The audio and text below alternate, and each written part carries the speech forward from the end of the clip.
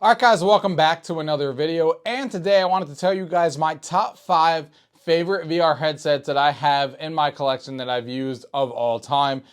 You guys know I have tried a lot of VR headsets on this channel, all the way back from the beginning with the Oculus TK2, all the way back from the beginning with the Oculus DK2 and the Oculus Rift, all the way to the Oculus Go, the Valve Index, the HTC Vive, all of those headsets I've had in the past, and everything up till today when it comes to Bigscreen Beyond 1, the Pimax headsets, the Quest 1, Quest 2. I've had all of these headsets in my possession, and these are my top 5 VR headsets of all time that I still have in my collection, and you guys can see I have a bunch of VR headsets that I have around here. And if you guys like any of the headsets that I talk about in this video and you're going to purchase your own, some of these headsets I'll have links down below if you guys want to support me and the channel with the affiliate links, and you can also save some money and get some credit at the same time while you purchase them. So check out the description below. Let's go ahead and get into the video. Gaming tech, eating brekkie is the gaming tech. Going for a brekkie is the gaming tech. Gaming techie is the gaming tech. Gaming techie. Alright guys, so the first headset we're going to be talking about in today's video is the Bigscreen Beyond 2, as you guys are looking at here. Now, this is a PC VR headset, and it does use base stations like the one sitting up there in the corner, so you do have to have base stations in your house, which is obviously annoying for some people to set them up. And it does also use the Valve Index controllers. These are still my favorite controllers that I've ever used in PC VR. It is super fun to hold and just use. Everyone loves these controllers, and that's exactly what the Bigscreen Beyond 2 has. And what I really like about the Bigscreen Beyond 2 is, first of all, it is a massive improvement over the first Bigscreen Beyond 1, which had way more glare than this one. Now, the glare is not completely gone in this one, but it is severely reduced, where now it's like on the outer edges of the display and it's not like front and center. So when you're watching things on like the Bigscreen Beyond movie app, for example, on the Bigscreen Beyond 1 is something I never wanted to do because the glare was just all over you and it was shining on like the movies and stuff like that. It just wasn't fun. I had better headsets that did it. Now when I wear the Bigscreen Beyond 1, if I want to watch a movie or something like that and use this headset, I have no problem doing it because the glare is severely reduced than what it was before. The edge-to-edge clarity is also a lot better than it was in the Bigscreen Beyond 1, which almost full edge-to-edge clarity when I look through this headset. And of course, it does have OLED panels, so you are getting those really good colors and those really good blacks, even better than it was on the Bigscreen Beyond 1, and even brighter than the Bigscreen Beyond 1 was as well. The only thing that keeps me from, makes this lower on the list is the fact that because it's so small, which is obviously a positive because that means I can wear this for hours on end. The problem with it being this small is that the FOV, of course, is not that large. You're talking about like 102, 105 degrees. It's still better than the Bigscreen Beyond 1 was, which was under 100 degrees for me. So it's much improved, and now when I use it, I don't feel like I'm looking like, at such a small window. But it's still, much lower than most of the other headsets on this list when it comes to FOV. And FOV is a pretty big deal when it comes to immersion, more so than resolution in my opinion. And the resolution on this headset is 2500 by 2500, so it's a really good PCVR resolution that a lot of people can use with a variety of good GPUs out there. You don't need to have like a 5090 or a 4090 to be able to drive this headset, which is obviously a plus. You can still use like a 4070, 3070, 3080, stuff like that, and still get pretty good results running this headset. I love the audio strap that you do have to buy as an additional add-on. This headset being $1,000 and stuff like that is obviously not cheap for just a headset, but you are getting the smallest headset that I've ever tried. I mean, it is really lightweight. It is custom fit to you, so this foam insert and stuff like that is specifically designed for your face to kind of fit in there, and it is the most comfortable headset that I own because obviously how small it is, which means that you can use it for hours on end and feel like there's nothing on your face, and of course the fact that it is custom fit onto my head. So it's definitely the most comfortable headset I own. It really is a lot of fun to use. The FOV holds it back a little bit and is definitely not the highest resolution compared to some of the other headsets for PCVR on this list, but it's still one that I gravitate to if I know I'm going to be, for example, in VR chat for hours at a time, or if I want to play a game with those index controllers, then this is something I'm going to be gravitating towards. So that's a Bigscreen Beyond 2 coming in at number 5. Now the next one here coming in at number 4 is the PlayStation VR 2. Now yes, I know a lot of people always talk crap about this headset, but you can't really beat the value that you get for this headset. Not only is it a perfect solution to get people into VR who already have a PlayStation 5, that means that you don't need an extra PC, you don't need to worry about anything because it is driving off your PlayStation 5, and that means that you're going to get really good graphics because the PlayStation 5, and if you have the PlayStation 5 Pro, even more so, is a pretty powerful console when it comes to driving a VR headset like this.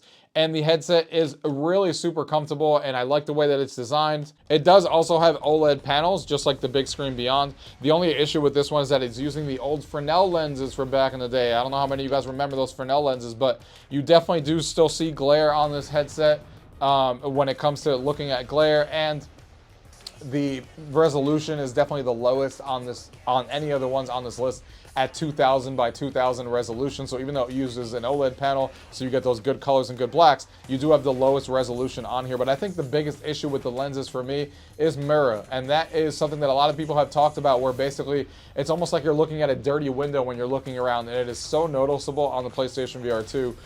Pretty much in everything. Every game that I play, if I pay attention for it, I will notice it. But more so in dark contrast scenes. Like if you play a dark scene in Kayak VR Mirage and you go into a night scene, it is insane on how bad the mirror is when it comes to Kayak VR Mirage and looking at the like a pure dark screen in like that dark contrast area. But I think for the most part, in most games, it is something that I can't ignore. Kayak VR Mirage is probably the worst example of it. When it comes to playing those maps in the dark, I think that's the worst mirror that I've seen on the PlayStation VR 2. Most of the other games are fine. Only if you stop and look for it where you'll see it. Obviously, I wish it wasn't there. But at the end of the day, it's all about the games, and the PlayStation VR 2 has that in spades. Not only does it have my second VR favorite controller in VR, I love the way that this fits in your hand, and just the haptic feedback that you get, the adaptive control triggers that you have. It's just a joy to use in VR. It is super fun. And I love these controllers so much. I wish I could use them in every kind of VR experience and not just the PlayStation VR 2 with all of its features, because you can use this on PC now, but you can't use every feature on the PlayStation VR 2. I also love the headset rumble on the PlayStation VR 2 when you're playing certain games and that headset rumbles. I think that's a pretty cool feature as well. The FOV is like 120 degrees, so you have a nice FOV in here as well with those nice big lenses that you have on here. But the games are what really sell this, because not only do you get the great exclusives that you have on here, like things like Gran Turismo that are really fun to play, Horizons, for example, which is really fun to play on here. Just a lot of great exclusives that you can't really play anywhere else. But not only is it the exclusives that are driving this headset, but even when it's not an exclusive and it's a third-party game, things like Star Wars Galaxy's Edge or Hitman that just came out, it ends up being the best on the PlayStation VR 2 because the power of the PlayStation VR 2 pushes it over the edge. It's easy to optimize for, and it ends up being even better than some of the PC VR games or the Quest ports because of that, because it has the power to run it. It has the eye tracking on here, so you can get like the foveated rendering dialed in really well when the developers take advantage of it. So the eye tracking on here is really cool, and it's just a great overall headset because of the games. The games is what drives this apart, and the fact that it's only something that you can get $400 brand new, or sometimes even less on the secondhand market. It's a really great value with these two controllers and this headset, and it's a great way to get into VR, and you'll experience some of the best games that VR has to offer.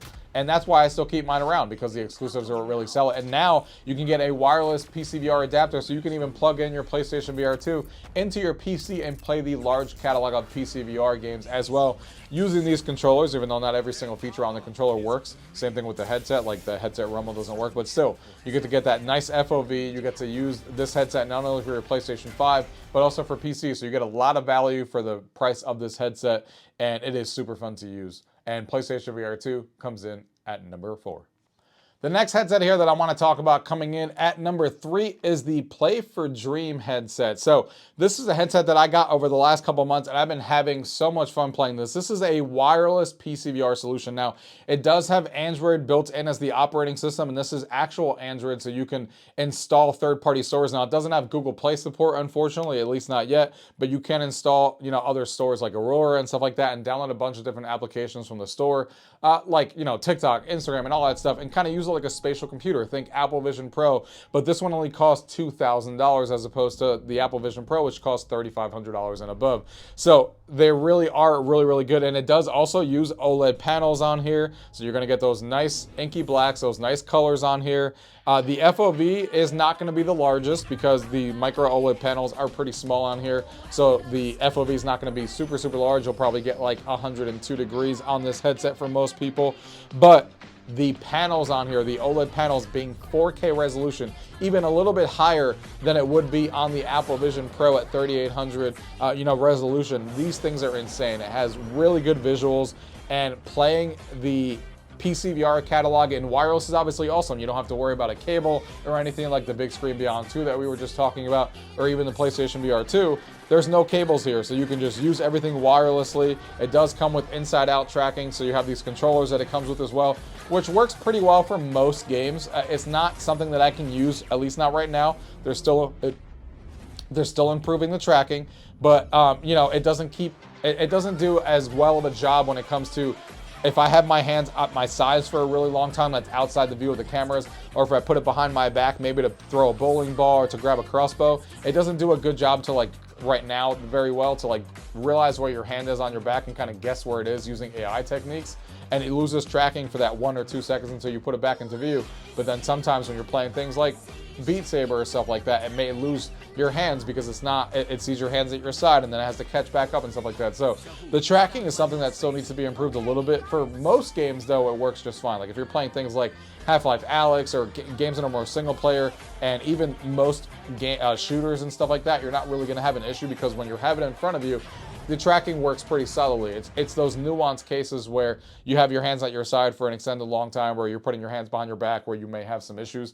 But man, these 4K resolution panels being even higher than the Apple Vision Pro really is a treat when it comes to this. And even though the comfortability is not the greatest outside the box, that's probably my biggest complaint about this headset. When you add the VR Panda accessories that you have on this headset here to really get, a nice cushion on here with the new strap that you have in front of you, it really elevates the comfort to be so much more comfortable than before. And the other thing with this headset is the battery life is only an hour long, an hour to an hour and a half when you're playing PCVR, but that's a very easy solution. Some people have modded like Bobo VR batteries on the back of this, or they just put an external battery charger in their pocket the same way you do on the Apple Vision Pro. So overall, when it comes to wireless PCVR, this is my go-to headset because the 4K panels look so goddamn good. It is the best performant wireless PCVR headset I've ever seen. I was using virtual desktop before, and there is now a new feature coming out that I'll be doing a video on later this week that makes wireless PCVR even better than it was on virtual desktop that I showed on there. So when it comes to playing games that you don't want to have to deal with wire with, because some games you just don't want to wire. Some games I'm playing like hockey and playing a goalie and stuff like that. And I don't want to deal with a wire when I'm diving across the floor trying to save a puck and stuff like that. So this is the headset I gravitated to, and now it is really comfortable with the mods that I did to it. And it's just a really, really great headset at half the cost of the Apple Vision Pro to get the same resolution that you get on there is fantastic stuff wirelessly all day. The next headset we're going to be talking about here coming in at number 2 is definitely the Pimax Crystal Super. As of a few months ago, I started getting obviously more involved with Pimax headsets. I have never been somebody who has tried a lot of Pimax headsets before, and I was super impressed when I got the Crystal Light. I did a review on that. I like the Crystal Light. It is a 2800 by 2800, headset, so the resolution is higher than any of the other ones on this list except for the Play for Dream.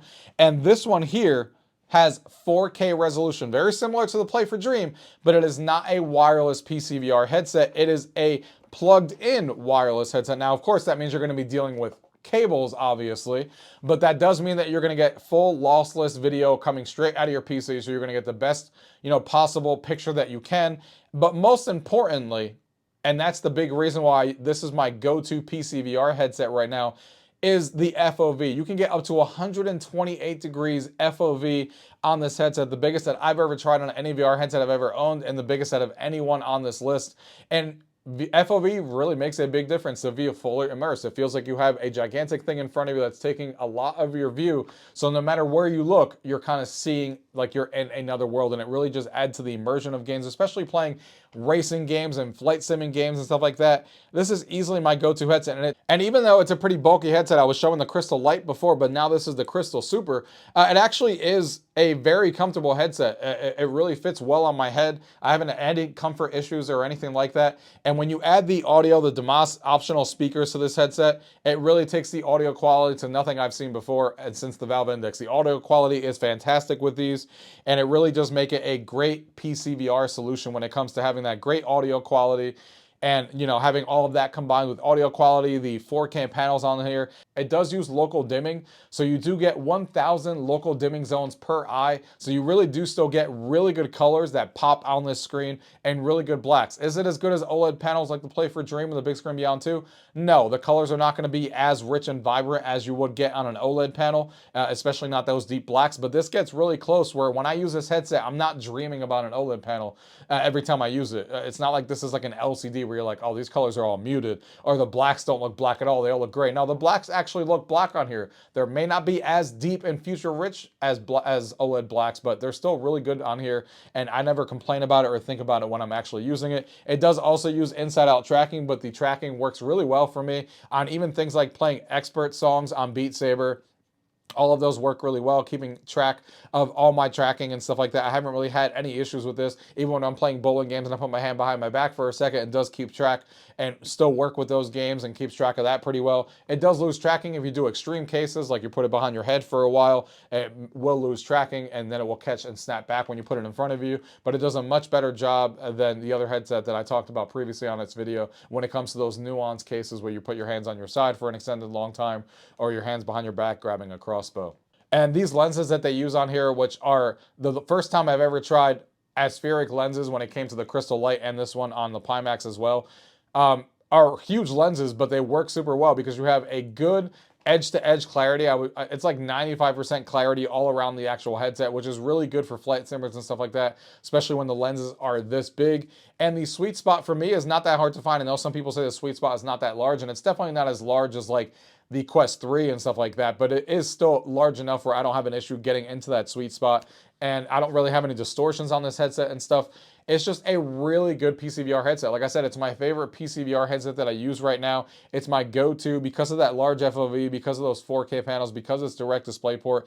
The only time I don't use this headset is when I want to use the Play for Dream because I want to, you know, experience wireless PCVR because I'm playing a game that I don't want to have to deal with a cable tangling in front of me and stuff like that. Or if I'm going to be hours and hours on end, I may gravitate towards that Bigscreen Beyond that I talked about in the first part of this list, like VR chat or something, or watching a movie, because even though these panels are higher resolution, obviously this weighing on your head does get, there's more weight on your head than there would be on those two headsets. So sometimes I want to rotate depending on what I'm actually playing. But overall, this is my go-to PCVR headset. It's the one I would recommend anybody who wants to get into PCVR. If you're okay with the price of being about $1,800 US right now, it is expensive, but you are getting 4K panels and you are getting the best PCVR headset experience, in my opinion, that you can get right now. And the number one headset on this list that we're going to be talking about is definitely the Meta Quest 3. Now, even though this is a headset that is not expensive at all, it's a $500 headset, or you can get them for less depending on which model you choose. The Meta Quest 3 is the one I would recommend for most people, even though they do have a cheaper Meta Quest 3S. I think for $500 or less, if you find it in the secondhand market, Meta Quest 3 is just so much better, in my opinion, with the lens clarity and the resolution than the Meta Quest 3S, even though I have one sitting over there as a secondary headset. This is an amazing headset, especially when you add the comfort mods from like Bobo VR. And even though this only has a 2-hour battery life, I have a Bobo VR head strap, which means I can swap batteries and they're always, one's charging and one's in. So I basically have infinite battery life on here.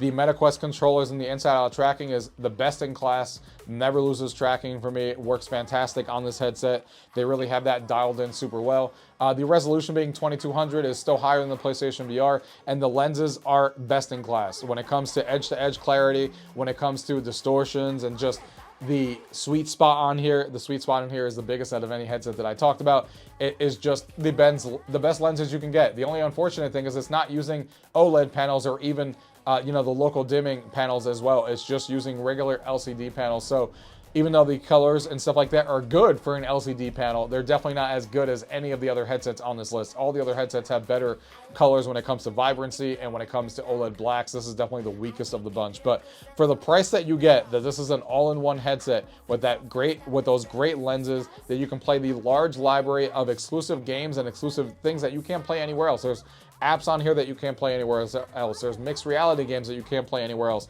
There's exclusives and experiencing concerts and going to all of these things that you can't do anywhere else. And then you can also connect it to your PC and play all the PC VR games that you can play on here wirelessly when it comes to virtual desktop or with a cable as well.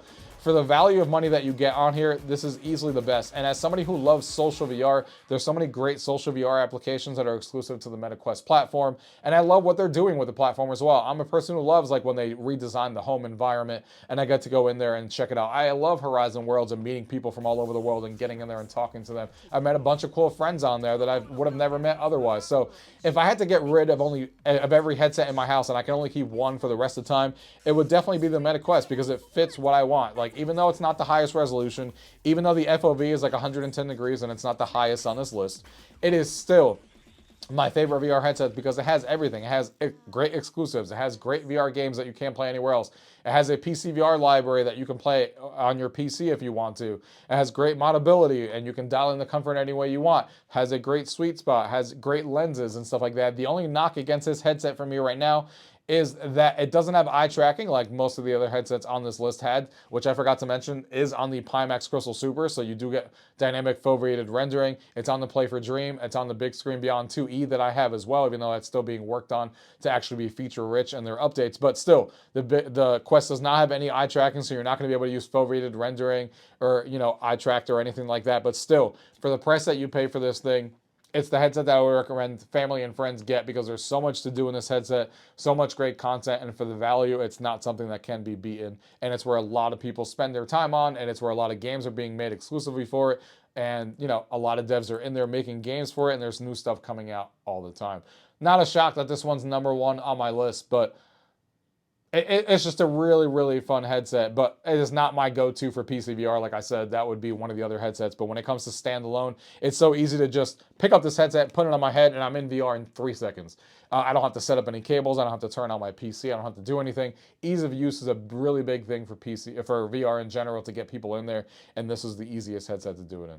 So guys, I hope you guys enjoyed this video on my top 5 favorite PC VR headsets of all time now for 2025. Let me know if you guys like any other headsets that are different on this list, what you guys are using as your daily driver, and what you guys think about my list and stuff like that. Like I said, my daily driver is definitely, I use the MetaQuest 3 the most because that's where a lot of my friends and a lot of experiences are that you can't play anywhere else. But I do use the Pimax Crystal Super a lot in the last month since I've gotten it, using it and just using it for PC VR. And it's really invigorated my interest in PC VR because of how good those panels look and how great the graphics are on there. And yeah, I love VR, and I can't wait to try out what new products come out down in the pipeline and what new VR headsets we may get and what new things we may have going on. And VR is my favorite thing that I do on this channel because I love VR. I love playing games. I love being social in there, and it's just super fun. And it's my favorite technology that has come out in the last 10 years. So guys, if you guys want to support me and the channel, like I said, there'll be links down below for most of these products so you guys can purchase them and save some money at the same time. And if you guys have any questions, as always, leave it down below. If not, thank you guys for watching. Till next time.